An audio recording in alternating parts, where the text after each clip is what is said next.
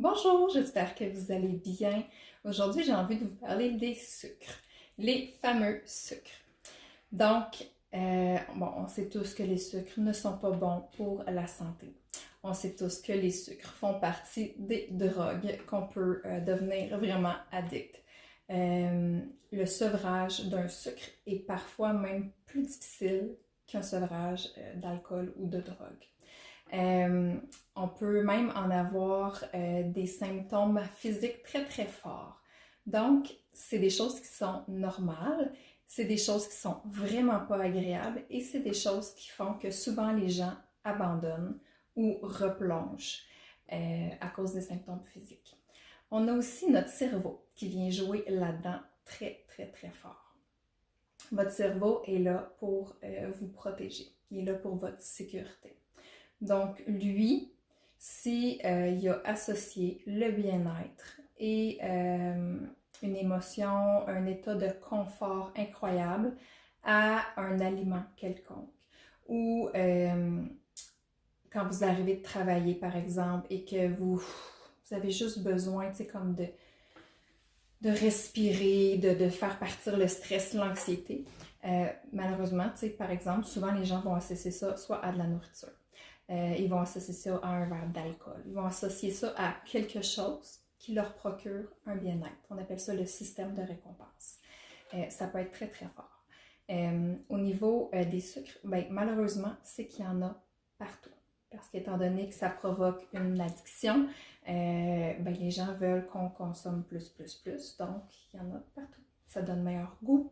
Les gens sont plus portés à consommer quand c'est bon au goût. Puis, ça vient altérer un petit peu le goût des autres aliments. Donc, c'est pour ça qu'à un moment donné, on va trouver ça fade. Si, par exemple, vous...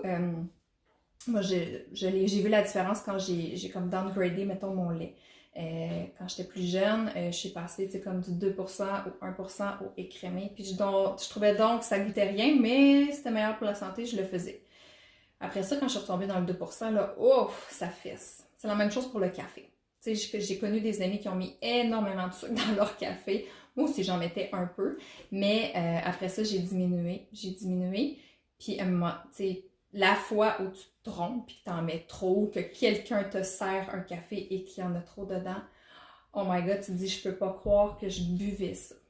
Fait que c'est là que le sevrage est important. Vous pouvez y aller petit peu par petit peu. Éliminer un aliment par semaine ou 2 aliments par semaine graduellement pour en venir à éliminer quasi complètement ou de façon plutôt, de consommer de façon plutôt occasionnelle. Donc, pourquoi on fait ça? Ben, pour être en meilleure santé, oui. Avoir un meilleur système immunitaire, être plus de bonne humeur, avoir plus d'énergie. Donc, il y a plein de raisons. Qu'est-ce que ça peut causer de consommer trop de sucre? Ça peut faciliter les symptômes d'anxiété, de dépression. Ça peut aussi venir amener des bons maux de tête. Il y en a qui vont vraiment, si vous notez, la fois où vous avez des maux de tête, ça se peut que ce soit associé à une consommation de sucre. Comme je vous disais, les sucres, il y en a partout. Il y en a, tu sais, des sucres qui sont très, très évidents comme des desserts, des bonbons, des choses comme ça. Mais vous avez aussi certaines sauces du commerce où il y a beaucoup de sucre. Des compotes, confitures, des choses qui peuvent vous paraître bonnes pour la santé, mais qui sont bourrées de sucre. Il faut faire attention aussi aux alcools. Moi, la première, là, je veux dire, je me suis fait pogner parce qu'il y a un vin que j'aimais vraiment beaucoup jusqu'à ce que je regarde ce qu'il y avait comme composante à l'intérieur. Et tu sais, je consomme aucune boisson gazeuse, mais quand j'ai regardé le nombre de sucre qu'il y avait dans mon vin, il y en avait autant que dans un verre de Pepsi. Là. Fait que c'est ça. Donc, c'est de regarder parce que oui, ça se cache partout. Je regarde mes petites notes parce que là, j'ai de l'habitude de me perdre. Ah oui, d'autres raisons aussi pourquoi vous devriez couper les sucres. Vous pourriez, ça pourrait avoir un effet négatif, par exemple, sur votre peau. Donc, avoir un petit peu plus d'acné, des problèmes d'eczéma, du psoriasis. Vraiment, là. Puis, c'est comme tout le foie, la digestion, la peau, tout ça, c'est vraiment tout interrelié. En fait, quand on dit que les intestins sont notre deuxième cerveau, allez lire là-dessus. C'est vraiment incroyable tout ce qu'on peut trouver sur le sujet. Tout Tout à l'heure, je vous parlais d'améliorer notre système immunitaire.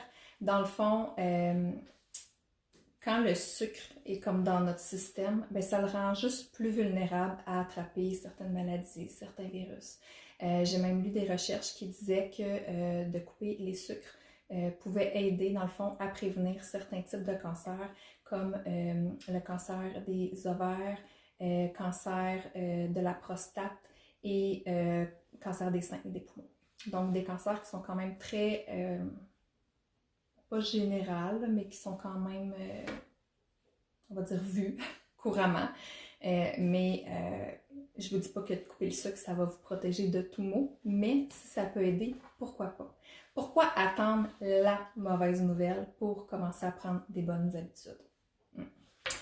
Donc, je voulais vous parler de ça. Je voulais vous parler aussi du fait que le sucre a la mauvaise ou la fausse bonne réputation de donner de l'énergie.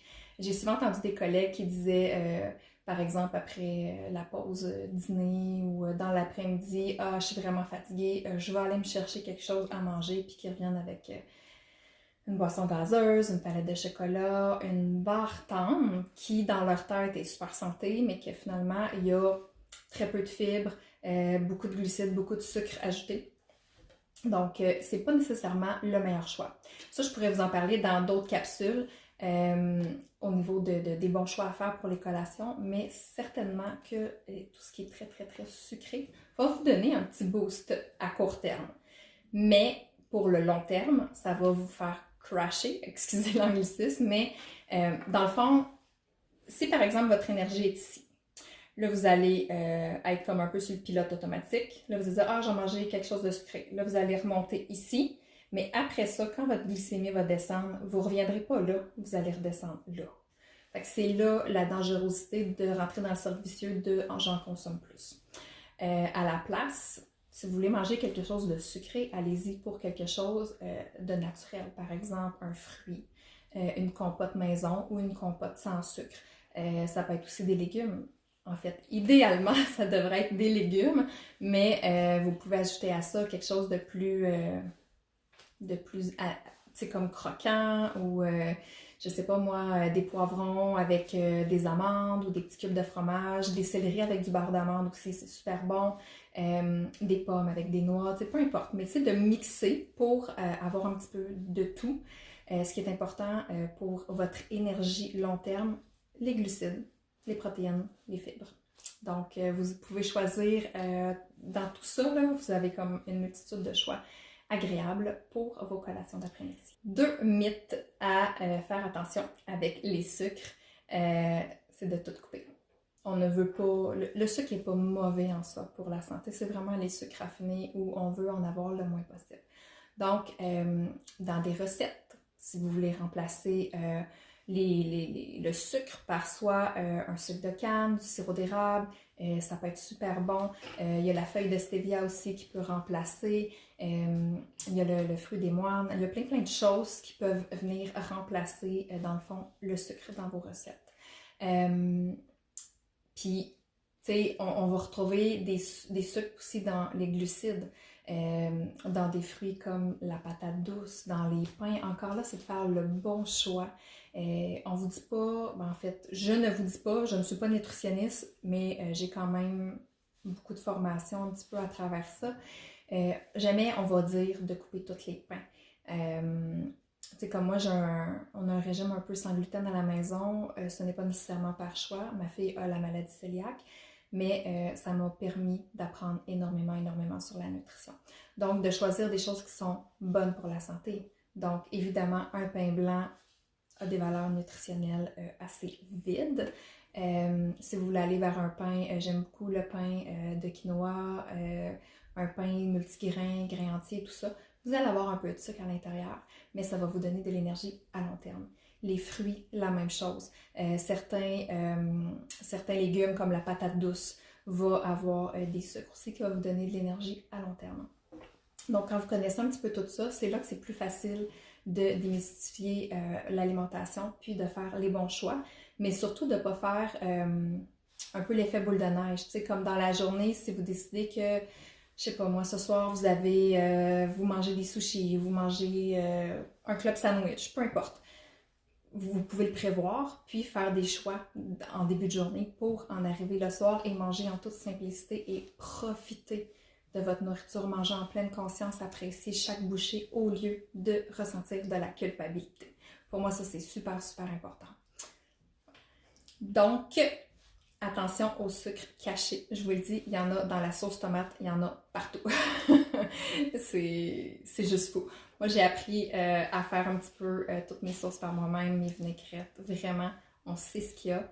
Il n'y a pas d'agent de conservation, il n'y a pas rien qui peut nuire à notre système digestif. C'est juste un apprentissage. Après ça, ça se fait vraiment tout seul. Dernière chose, un mythe, couper les gras. Ce n'est pas nécessaire de couper les gras. En fait, c'est même vital. Vous voulez une belle peau, vous voulez des beaux cheveux, mangez des bons gras. Là, je ne vous dirais pas de manger du bacon à profusion, mais il existe des sources de bons gras qui sont vraiment profitables pour la santé, qui sont même nécessaires en petite dose à tous les jours. Donc, je vous dirais même de privilégier peut-être les yogourts avec des bonnes matières grasses au lieu d'avoir des yogourts qui sont plus vides avec des faux sucres à l'intérieur. Vous avez les avocats qui sont une bonne source de gras qu'on peut intégrer dans des smoothies. Ça donne une texture absolument géniale. J'adore, je m'en passerai pas. Ensuite de ça, vous avez les huiles. Encore là, les huiles, faites attention, il y a des huiles qui sont bonnes pour la cuisson. Il y a des huiles qui sont bonnes pour les salades. Le point de... Le mot m'échappe là, mais le point de... À une certaine température, l'huile brûle, perd ses priorités et même peut devenir nocive pour la santé. Je trouve pas le mot, le point de... je me rappelle plus quoi. J'ai déjà fait un post là-dessus, mais c'est ma condition neurologique qui m'aide pas avec la perte des mots. Mais c'est ça, il faut choisir la bonne huile pour qu'elle ait ses propriétés nutritionnelles à l'intérieur. Donc, faites des petites recherches aussi là-dessus à savoir qu'est-ce que vous pouvez cuire à haute température, qu'est-ce qui est préférable de mettre dans les salades. J'ai longtemps sauté mes légumes avec de l'huile d'olive, mais malheureusement, l'huile d'olive brûle assez rapidement comparé à d'autres huiles. C'est mieux de la garder pour les pâtes, les salades, des choses comme ça. Sinon, les noix. Les noix, je les aime d'amour, peut-être même un peu trop. Je vous dirais même que moi, c'est ma petite bête noire parce que j'ai tendance à vouloir grignoter un petit peu toute la journée parce que j'ai jamais vraiment faim. Donc là, je dis, j'ai pas assez faim pour dîner tout de suite. Donc là, je vais prendre des noix, ce qui fait que j'ai pas encore assez faim pour dîner. Puis là, il est rendu comme l'heure du souper. Moi, ça, c'est mon struggle à moi. Je dois m'arrêter et me prendre un repas complet au lieu de grignoter. Et prendre le temps aussi. Je suis tellement partie comme une hyperactive, une poule pas de tête que souvent, j'aime travailler, j'aime faire plein de choses en même temps. Mon hamster tourne, donc souvent, j'oublie ou je mange sur le coin du comptoir. Mais il faut prendre le temps de s'arrêter et de profiter du moment présent. Alors sur ce, je vous laisse pour un futur sujet. Si vous avez des suggestions, si vous avez des commentaires, si vous avez des questions, les insultes, vous pouvez les écrire, mais probablement que je ne vous répondrai même pas.